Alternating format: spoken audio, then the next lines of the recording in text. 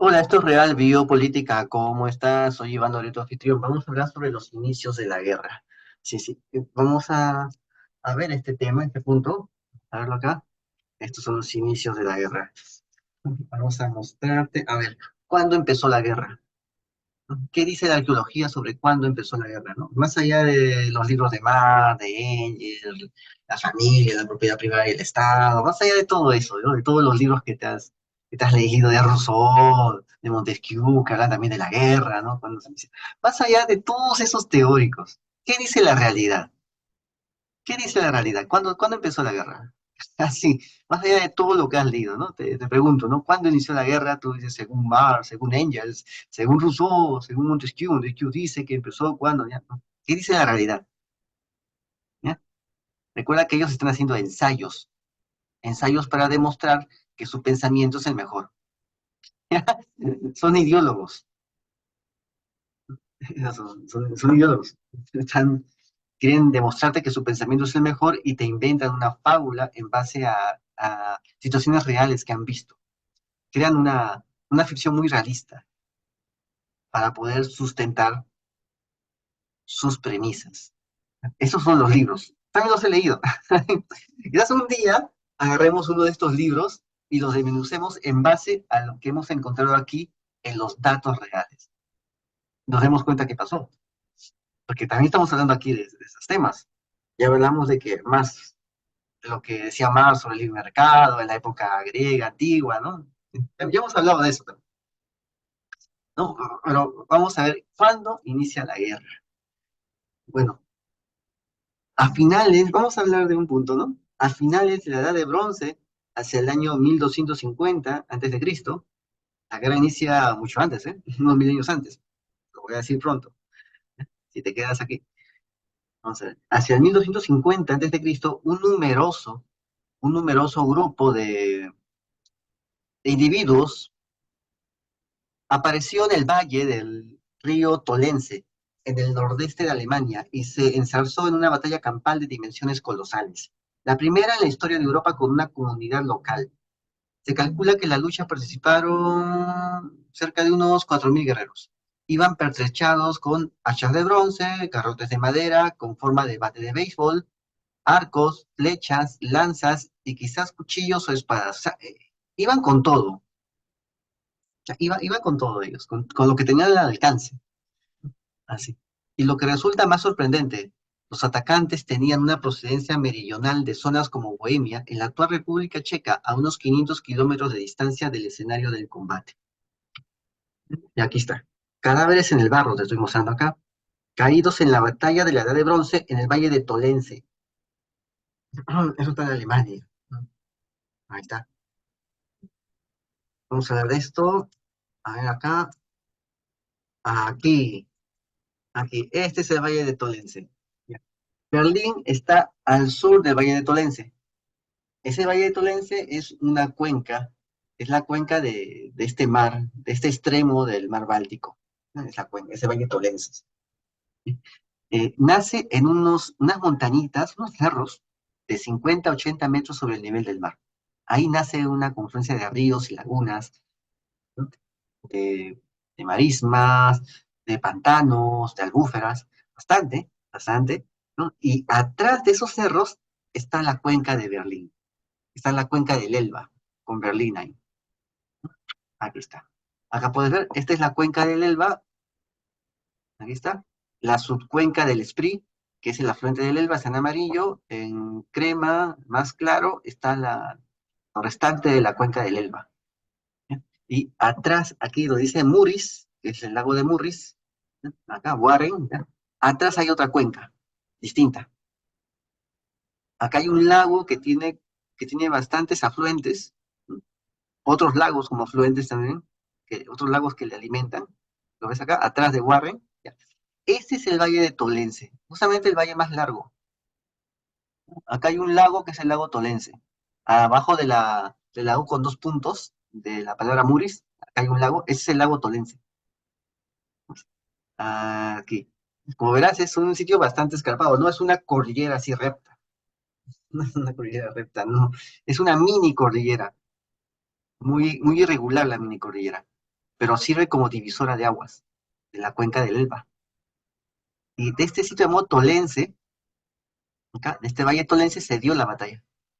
Como verás, en este valle Tolense se desemboca en este lago que se llama la desembocadura del Oder, el río Oder. El río Oder es la frontera entre Alemania y Polonia. Ahí está, la frontera entre Alemania y Polonia. Ese es el río Oder. O sea, este valle Tolense era muy principal, ¿no? No sabíamos todavía los pormenores de esta batalla, porque no hubo nadie que lo cante. Así, no sabemos los pormenores. Pero esta zona es justamente la que, desembocando aquí, pasa a la otra desembocadura que es el Oder, y del Oder pasamos a las ciudades más pobladas del Mediterráneo Oriental. Por eso esta zona era estratégica. Era como la Troya del norte. Ahora, no sabemos si había una ciudad importante acá, tipo Troya, tipo Ilión, no sabemos, o si la ciudad estaba un poco más cerca a la desembocadura del Oder, y esta batalla se dio porque la gente tuvo que huir y tuvo que dar una batalla final al huir de ahí, y tuvo que hacerlo en esa zona del Oder. Pero por la diferencia de armas de los atacantes, podemos pensar que era una confederación, así como la confederación micénica, que fue a atacar Troya, así una confederación en esta zona, de la gente de las mesetas. Aquí lo puedes ver, ¿ves? Aquí, quiero que lo veas. Vamos a ver acá. Este es el mapa. ¿Por qué se da la batalla del Valle Tolense? Era como la Troya del Norte. En esta zona, está cerca de esta desembocadura del Oder, acá se baja y se llega hasta la zona de los Sudetes. Este río, Oder, en su cabecera, corta dos montañas, dos cadenas montañosas, que son los Sudetes y los Cárpatos. Lo corta. Acá el Oder lo corta y crea un corredor natural bastante ancho y amplio y bajo, no es tan alto, no hay que subir tanto. Por ese corredor se puede pasar y se entra tranquilamente, sin mucho, sin mucha dificultad, a el Valle de Morava, que es lo que se llama la Moravia, ¿no? Ahí nace el imperio de la Gran Moravia después, el Valle de Morava. Y del Morava entras al Danubio. Y del Danubio, pues, entras a las ciudades del Mediterráneo Oriental. También puedes ir por el Vístula, que es este otro río de acá. Acá lo ves, el Vístula. Aquí, del Oder, al costado hay otro río, ya, ese es el Vístula. Acá, al costado de esta T que estoy mostrándote con mi cursor, acá ves un cerro, como si fuera un volcancito, ¿ya? Acá un cerro. Ya, de ese cerro, al occidente está la cabecera del Oder, y al oriente está la cabecera del Vístula. O sea, los que van por esos dos ríos, al final se encuentran en el mismo lugar, en el mismo sitio se encuentran, y, y un grupo de estos, y los que van por el Vístula pueden ir por este terreno escarpado y van por el río Val. Y los del Oder suben por aquí y van por el río Morava. ¿Qué sucedió? Ya hemos hablado de la dama del ámbar, la princesa del ámbar, que era la que manejaba esta ruta comercial de este pequeño estrecho. No sabemos qué pasó con ella, ni con su pueblo, no sabemos, pero sabemos que ella manejaba justamente esta zona, porque sabía que todos iban a bajar por acá, pero iban a subir río arriba hasta estas cabeceras y se los iba a encontrar y les iba a cobrar el peaje. Así es como se volvió muy rica la diosa la princesa del ámbar. Aquí, aquí lo puedes ver, ¿no? Ya hemos hablado de esta princesa, del ámbar, ¿no? En la zona de Morava. Entonces, esta es la zona principal. Por eso, esta entrada al Oder era el punto neurálgico. Al igual como Troya, es el punto neurálgico para entrar a todo el mercado de las cuencas, de las cuencas hidrográficas del Mediterráneo Oriental y todas esas ciudades florecientes donde estaba la gente que sí compra y compra a buen precio, ¿no? Entonces tenemos la zona de Troya, que era la zona donde accedías para estar en contacto con los compradores, y la zona del Valle Tolense, que es la zona donde accedías para estar en contacto con los vendedores. Los vendedores se congregaban en este punto del Valle Tolense, de la desembocadura del Oder, se congregaban aquí todos para poder bajar Este era el punto donde todos los vendedores se juntaban. Y para llegar donde estaban los compradores, tenías que cruzar por Troya. Así recién entrabas al terreno de los compradores. Ahí es donde se congregaban todos ellos. Por eso eran zonas neurálgicas. ¿Qué pasó? La gente de Bohemia se congregó y fue en una expedición militar a destruir estas zonas tan ricas de la desembocadura del Oder. Y lo hicieron. Y prueba de eso es esto que pues, esto es la prueba de eso. ¿M? Es la gente de las mesetas, de la meseta de Bohemia. La gente de Bohemia, de las mesetas montañosas. Se une y va hacia el norte.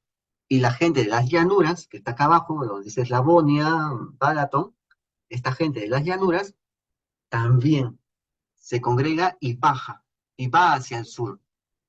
Los de las montañas van hacia el norte a arrasar y los de las llanuras van, de las llanuras que están por Balaton, la llanura Panona, van hacia el sur también a arrasar. Se dividen en dos. ¿No? Y ya hemos hablado de que en estas llanuras han encontrado ciudades enormes que terminan desplomándose en el año 1200 antes de Cristo, justamente en la época de los pueblos del mar. Y ya hemos hablado de cómo aparece unos siglos antes cultivos con alto rendimiento que hacen que la gente prospere y aumente su demografía. Ya hemos hablado que los cereales aumentan la fertilidad de la gente. Y ya hemos hablado y ya nos estamos refiriendo a los cereales naturales, no a los transgénicos. Los transgénicos sirven para otra cosa distinta. ¿Ok? Eso que compras en el supermercado sirve para otra cosa distinta. El cereal verdadero que comían estas personas que vivían en esta Bohemia y en estas llanuras, ese cereal sirve, ¿verdad?, para aumentar la población, la fertilidad. El cereal del supermercado no. El cereal que ellos sí comían, ese sí, aumenta la fertilidad de un modo estrepitoso. Eran tantos y al final sus ciudades se desplomaron. Han encontrado las enormes ciudades en la llanura panona. Faltan, en estas llanuras, ¿no? Faltan encontrar más ciudades en esa zona de Bohemia. Falta encontrar ahí. Porque en algún sitio tuvo que venir esa gente. En algún sitio. Y las zonas principales son estas. La meseta de Bohemia, que se fue hacia el norte, y las llanuras que fueron hacia el sur. Bien, entonces, esto es. Ahora vamos a seguir viendo, ¿no? El tolense llevaba décadas esculpiendo objetos de la edad de bronce.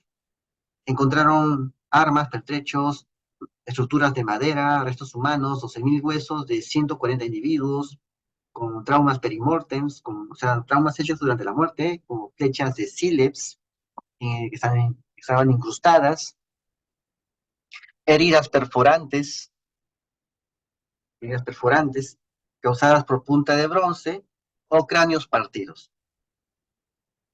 Acá está. Pues, pues esta era la violencia, ¿no? Acá está. Bueno, entonces, acá tenemos el libro de acá. Acá está. El libro se llama Tierra Arrasada. ¿Eh? Lo escribe Alfredo González Ruibal, Un viaje por la violencia del Paleolítico al siglo XXI.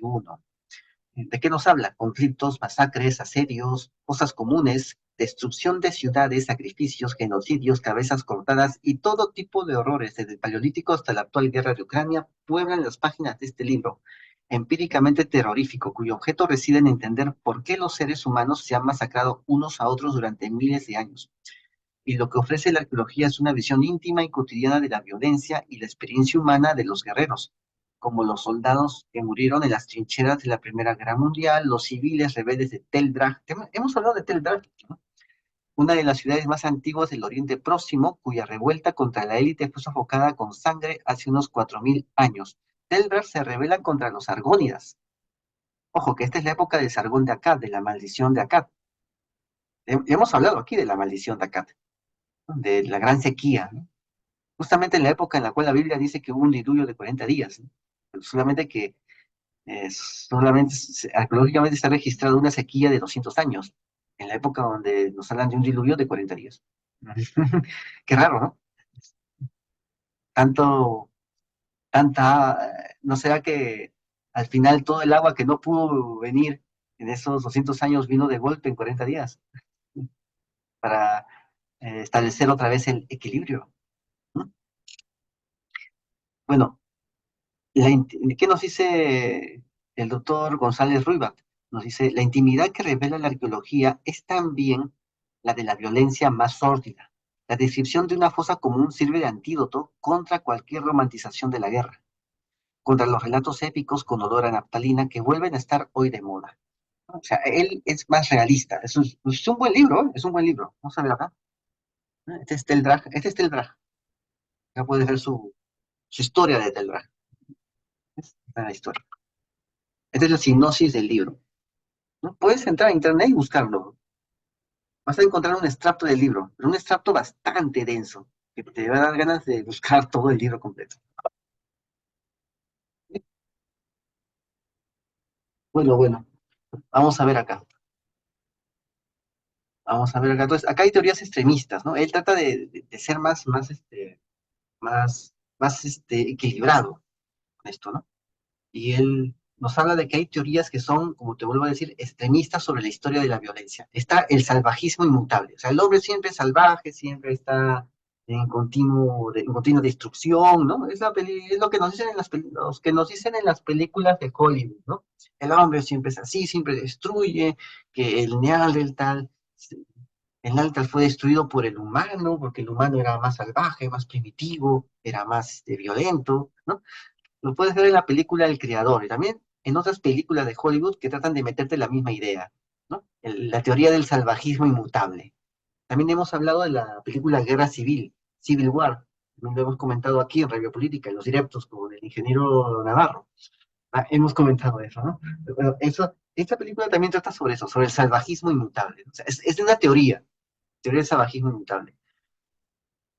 También hay otra teoría, que es el salvajismo progresivamente domado por el proceso civilizador, como si usar un celular te hiciera menos violento. Las cárceles están llenas de celulares funcionando. Bueno, bueno, vamos a ver.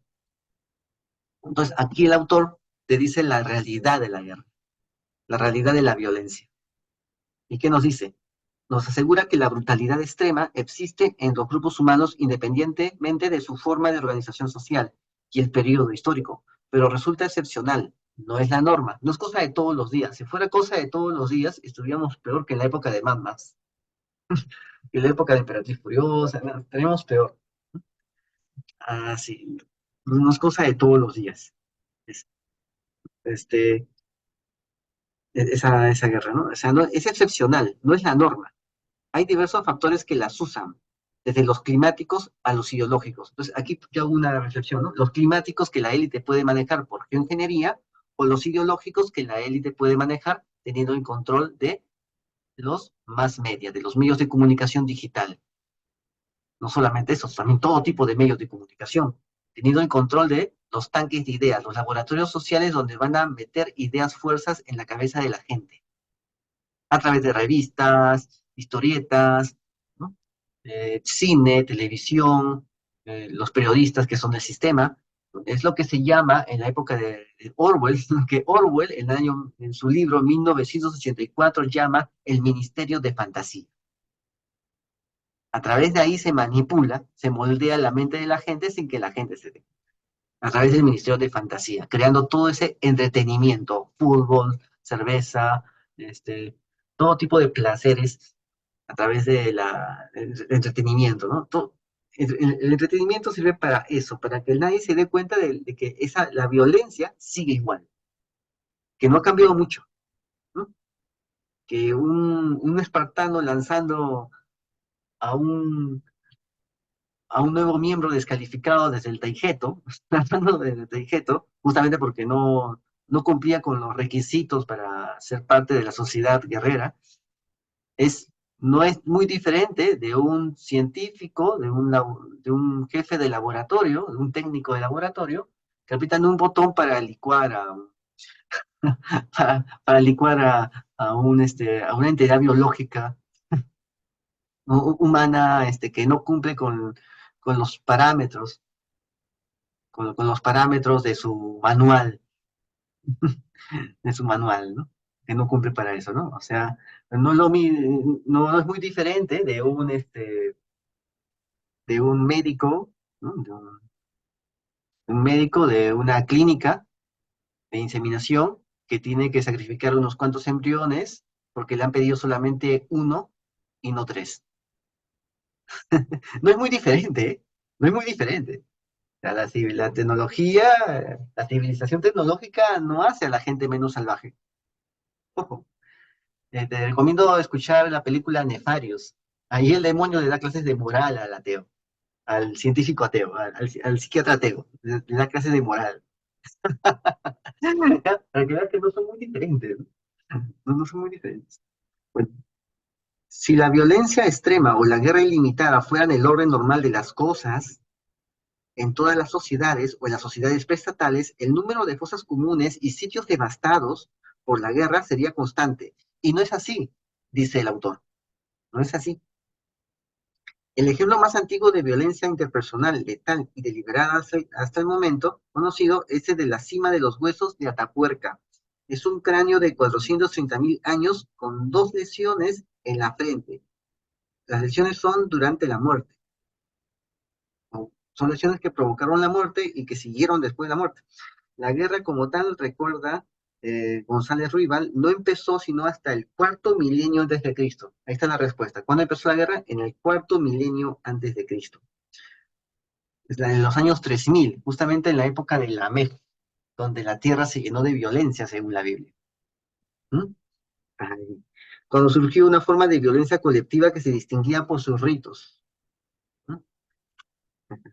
Se distinguía por eso, por sus ritos. Sí. Bueno, entonces eso es. Eso. Esa violencia ya era distinto, ¿no? En esa violencia que se distinguía por sus ritos, esa violencia, eh, siempre aparecen otras víctimas, mujeres, niños. Esa es la violencia que aparece.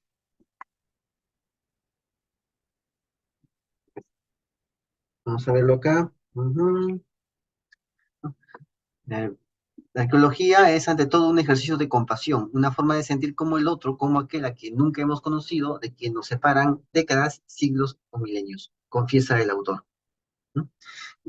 Entonces, él nos habla de esto, nos habla de esto. Esto es lo que pasa cuando surge la guerra, ¿no? La guerra surge en el año 3300. Aparecen varias formas de ver la guerra.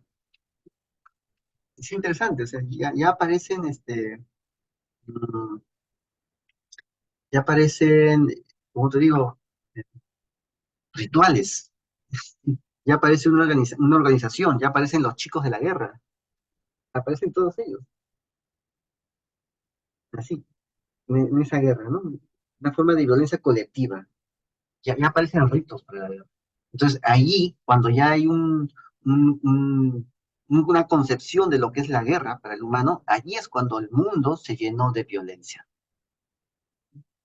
Aparece en la Biblia, ¿eh? Y la tierra se llenó de violencia, justamente porque empezaron los ritos de la guerra. Antes no había ritos de guerra, no había eso, no había un señor de la guerra.